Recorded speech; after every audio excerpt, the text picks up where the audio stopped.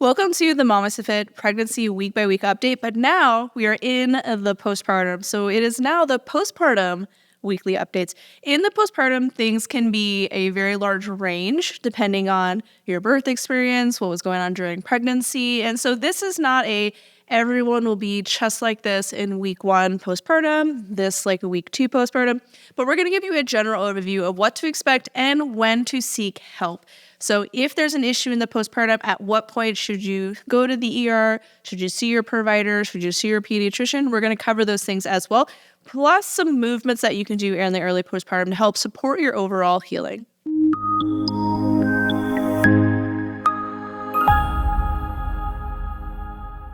Welcome to week 1 postpartum. You just gave birth, and now all of these things are happening within your body. For me personally, I found week 1 postpartum the most physically challenging and overwhelming because there's a lot that just happened. One of the big things that I was experiencing after birth was lots of cramping.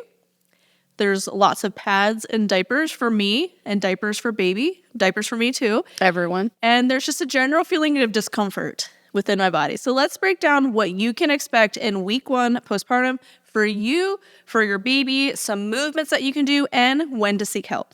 So week 1 postpartum, this is, like Gina said, the most physically taxing, I think, week of postpartum because a lot of things are kind of recovering after literally delivering a baby, however that happened. Things that we can expect is 1, vaginal bleeding. Even if you had a C-section, vaginal birth, you're always going to have vaginal bleeding because the bleeding is coming from the placental site. And we all have had a placenta that was expelled from our body. And the first week is going to be the heaviest bleeding that we're going to have. Generally, around 3 to 5 days, you're going to have that bright red bleeding, and it's going to be the heaviest. Things with our bleeding that we're looking for, though, is that we're not saturating an entire pad. So you're not filling a whole pad with blood in less than 1 to 2 hours. And we're not passing large clots. I normally say just larger than like a golf ball size clot. And then noticing if you pass that clot and you're still having some like heavy bleeding afterwards, definitely call your provider, go to the ER because you are still at risk of having a postpartum hemorrhage. Even after like the first day postpartum, it can happen anytime kind of within the first month. And this is what we would call a delayed postpartum hemorrhage. So monitor the bleeding, especially that first week. If you're saturating a pad, go in. If you're having large clots and continue to bleed, go in. But at the end of that first week, it should start to slow down and maybe change from that bright red color to more of like a dark brown, kind of like maybe pinkish type color.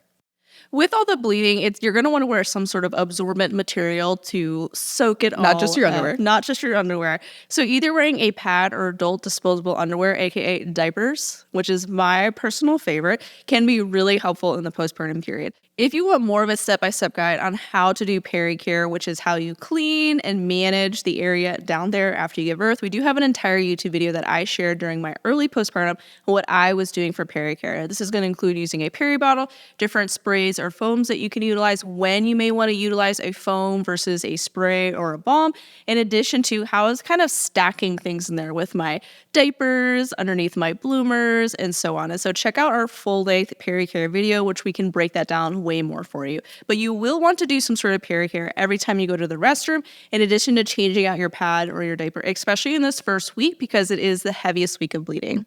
Another thing with this part of your body that you might notice in the postpartum period is cramping.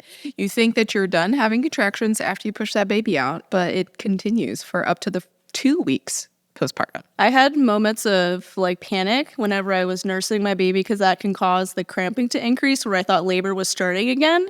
And I would have to like calm myself down and be like, no, this is just postpartum cramping. Yes. So postpartum cramping actually gets worse with every baby too, because the goal of those cramping is to help shrink your uterus back down to like a pre-pregnancy, like non-pregnant state uterus. And this can take some time because it was, stretched out to a full-grown baby and it needs to go back down to like the size of your fist. And this can take 2 weeks to kind of get back down to that original location. But the cramping is what's helping it get down, and it's also causing and helping your bleeding slow down as well. But it's not the most comfortable thing in the world. It usually will get worse every time you nurse your baby because that oxytocin release that we're having when we're nursing our babies is also helping to contract that uterus down and almost get it down quicker than if you aren't nursing your baby. But even like just doing skin to skin, anything that like releases a little bit of oxytocin and makes you happy, you're just like, oh, what is happening to my belly? And that's a good thing. If you're noticing that it is all the time, or you're having trouble getting really comfortable with that cramping, or you're noticing that you're having increased bleeding along with that cramping, those are different reasons to reach out to your provider, because it could be an early sign that maybe something's either left behind in the uterus, or that it could be the early signs of a postpartum hemorrhage as well. Things that I found really helpful for the postpartum cramping is to take over-the-counter medication like Tylenol or Motrin after I gave birth, in addition to using a heating pad. I found the heating pad to be really nice. With that, I was just making sure that I wasn't sweating with it, and then being mindful of where baby was in relation to the heating pad, so I didn't have heating pad and then baby right on top of it. But that was something that was like really helpful for postpartum cramping. I actually had a heating pad that was meant for period cramps that was really low down on my belly, that was like really comfortable for me, and it wasn't that huge one that you normally buy. Yeah. There also are TENS units for period cramps. I did not personally try that this postpartum, but I wonder if that could be helpful as well. So the same products that you may be utilizing for your menstrual cycle period cramps could be really beneficial postpartum for your cramps as well. Yes, that's very smart. So since we're still in this area, we'll move from the uterus and vaginal bleeding to the other side, the back side, poop. The first postpartum poop is the thing so many of us are fearful of, because when you just especially if you had a vaginal birth or you pushed and your vagina is sore, your butt is right next to it, and people are very scared. If you tore, you don't want to like rip your stitches. So this is a very common fear, the first poop. And for most people, it doesn't happen within the first day postpartum. You can take 24 to 48 hours for that first poop to kind of form. So taking things like preemptively to ensure that it is a soft poop and not like really hard. So you can do stool softeners or just drinking enough water. And some electrolytes can also help kind of ensure that it's not going to be too hard, because that is the one thing that we want to avoid. If you had a more severe laceration of a 3rd and 4th degree, they're going to automatically prescribe you some stool softeners as well as some like laxatives. Not necessarily where you're going to take it and you're going to go, but it's going to ensure that you do go to the bathroom, because we don't want to have constipation, especially with those 3rd and 4th degree lacerations. And we also don't want you to strain too much, because those repair is like, they're a part of that repair, is we want that area to heal. So with a 3rd and 4th degree, they might prescribe you stronger stool softeners. But if you had a 1st or 2nd, or you didn't tear at all, just like a Colase stool softener is totally fine. Or again, just having water and electrolytes, ensuring that you're hydrated, will prevent that first poop from being as scary as we expect. For my first postpartum, I had an episiotomy, so I had a lot of stitches, and I was absolutely terrified to do it.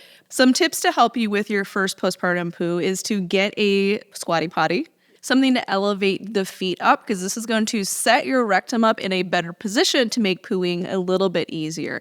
In addition, you can apply some counter pressure externally. So you just take like a wad of toilet paper, place it against your perineum, and this can give you some external support to help make that a little bit more comfortable as well. And like Roxanne was saying, making sure that we're hydrating. Element was my favorite electrolyte. You can check them down in the notes below. But really, any electrolyte that you prefer is a great option for you, and I would definitely be taking those postpartum. And then the last tip, as you are trying to have a bowel movement, or even if you're trying to pee, just think like blow air out slowly as you gently bear down, or just try to relax as much as you can to allow the poop to come out without any straining. But if you do have a bowel movement and you notice either increased bleeding, especially if you had a laceration or episiotomy from that site, or even increased pain in that area after a bowel movement, reach out to your provider, because you can always go in just to have them look at it to make sure that either no stitches were popped or nothing else is going on. But just a side note, if you did have that 3rd or 4th degree tear, reaching out to a pelvic floor PT now could be beneficial, because they might have a really long wait list. So it's better to get on that calendar so that you're set up for success at 1 week postpartum than waiting until you're 4 weeks and then having to wait a little bit longer. All right, so now we're done with this area of what to expect. Let's move up to the breast. Engorgement. The first, 1 to 3 days, we just have colostrum. So it's high nutrient dense milk, but it's only a little bit. The babies only need a little bit. So you're still maybe a little bit sore, but at around day 2 to 5, depending on our bodies, our milk supply is now changing from that colostrum to more mature milk. So the increase in blood flow that's going to our breast to create this milk, even if you're not planning on breastfeeding, could happen between day 3 to 5. And this is what we would call engorgement. So just rocks. Just hard, solid rocks on your chest. Not comfortable at all. So different things that we can do for engorgement is one, feed the baby. Or if you're not breastfeeding, avoid stimulation. So wearing like a tighter fitting bra, supporting fitting bra, and avoiding stimulation even from like warm water in the shower, because that'll just kind of perpetuate milk production for you. If you are breastfeeding, though, breastfeeding your baby is really, really beneficial. Ice packs to that area can help with that inflammation because that is why it's so uncomfortable. It's not necessarily that the milk is just sitting in there being uncomfortable. It's the increase in blood flow to that area causing inflammation of the breast that it's uncomfortable. So that's why ice packs and then like medication like Motrin or ibuprofen that's helping decrease inflammation can also be really beneficial. I also have an entire video that I took in my early postpartum to help with engorgement that also included breast gymnastics. Well, yeah, where you also actually really just kind beneficial. of move the breasts around physically in addition to some lymphatic drainage techniques. But for most people, engorgement is usually kind of resolved by that first week. If you're still having a lot of engorgement past that, reaching out to a lactation consultant could be beneficial to identify maybe some issues with the latch or to see if there's something else going on. Another thing that is happening in the postpartum period that kind of lasts for forever, but it starts now, is the mental adjustment to being a mother and being in the postpartum period. We have this new thing that is now happening in our body called matrescence. This is a huge surge in hormones. We're going from like either a person who doesn't have any kids, 2 kids, or you're adding each time during postpartum to your family. And this is a huge change in our identity, as well as these hormones are affecting how our brain is functioning. So mental health in the postpartum period can be a very big hurdle for a lot of us to navigate. And we have 2 podcast episodes all on postpartum mental health, and then we'll link them in the notes below. Now, you may be wondering, what can I do physically, though, in the postpartum? How can I help to support my healing long term while also not rushing the process and causing more issues? And so in the first week postpartum, it is helpful to try to be off your feet as much as possible because there's a lot of inflammation that is happening during this phase.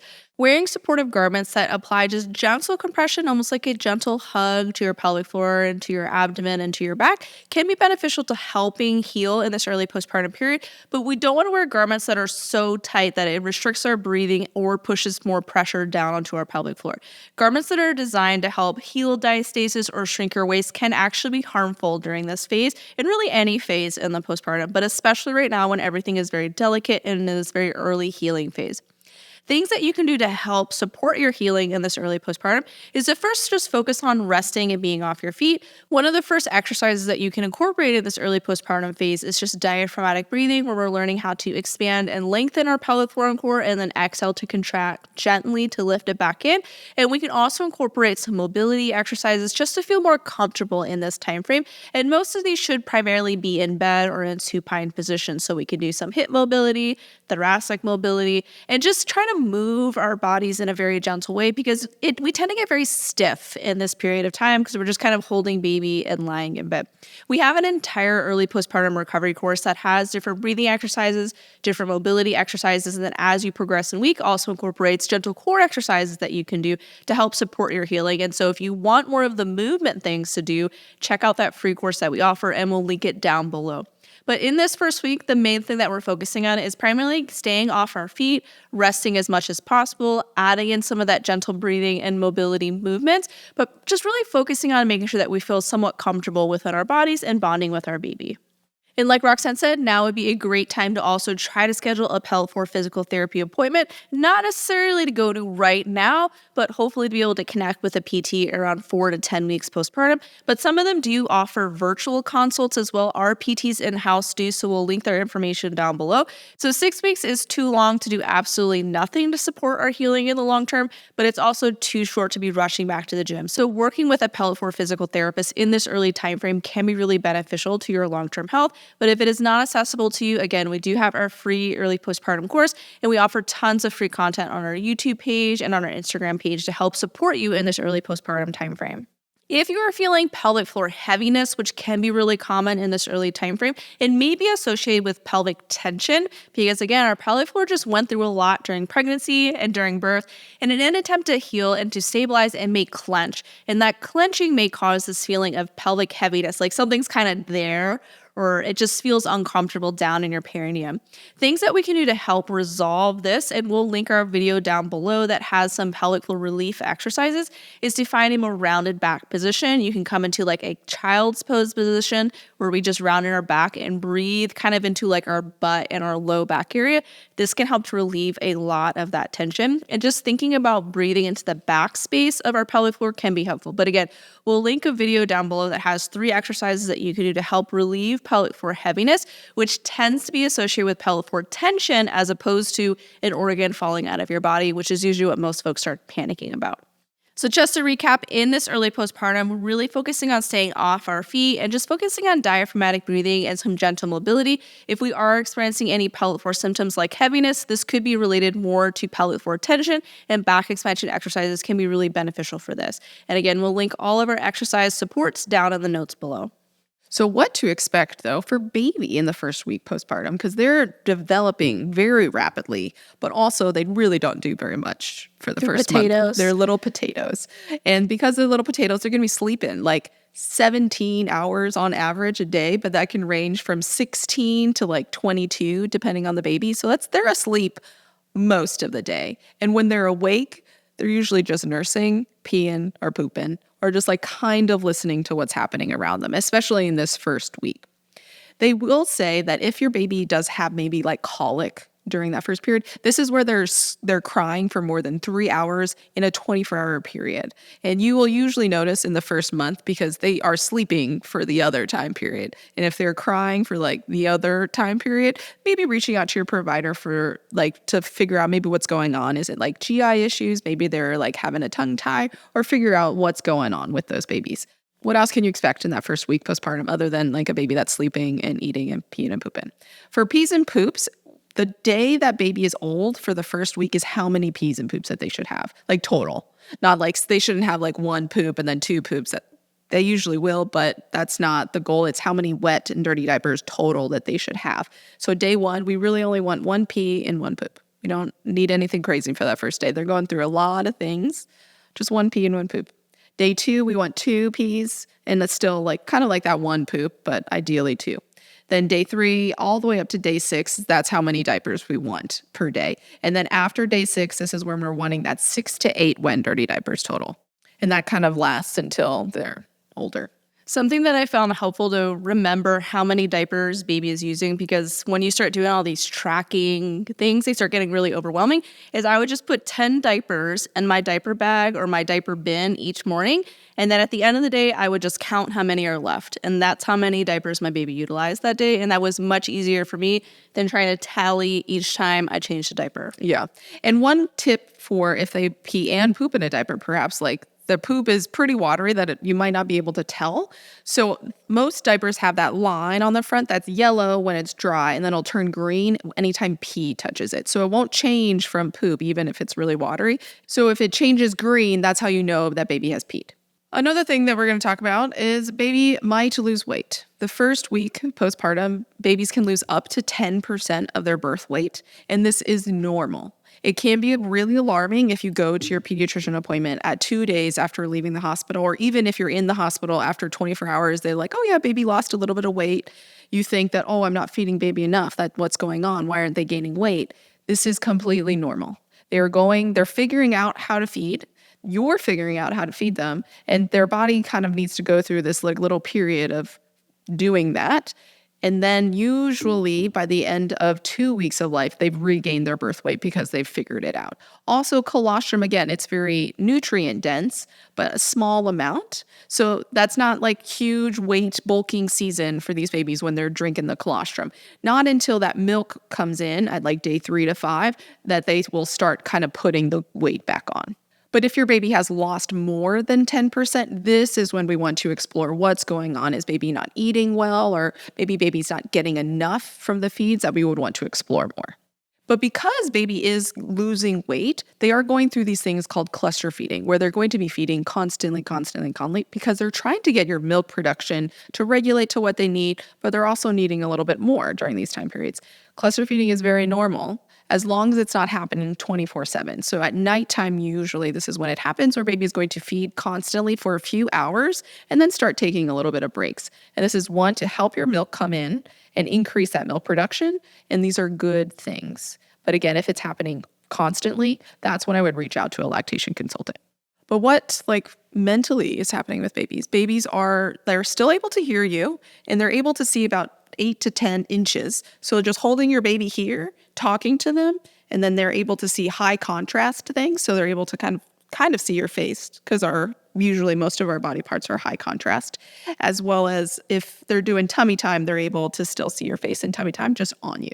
So those are different things that you can kind of incorporate to help bonding and talking with our babies, is having baby close to you and doing tummy time just on your chest. So there's a lot that's happening in this first week postpartum. There's a lot of physical changes within you. Your milk is coming in. Your baby is going through a lot. And so there's a lot of things that you may be feeling in your body. You may be feeling in your head as well that is happening in this first week postpartum. There's just a lot going on. And so it's okay if you feel a little bit overwhelmed navigating this first week postpartum. We're here to help support you with all of the resources that we offer, but know that you are going to know what it is that you need to do. And so you don't need to read every single book or have every single resource laid out for you as you move through this first week postpartum. Just kind of do you as well. But before we make it to this first week postpartum, it can be helpful to have some resources ready to go. So knowing your clinic's phone number or provider's phone number so you can call them if you have any questions, or maybe you are concerned about anything, knowing who your pediatrician is going to be. Again, if you have any questions about your baby, having mental health resources readily available as well, in addition to a lactation consultant and potentially a pelvic floor physical therapist, are all people that I would have kind of on standby for me if I need in this first week or several first weeks postpartum. So stay tuned for what to expect in the postpartum. There's obviously a lot happening in this first week. So this episode of our 4-week series will be the longest because there's a lot going on the very first week. You're doing amazing. We're here for you. Definitely check out all of our resources that we have available for you, because we want you to have an empowering motherhood experience.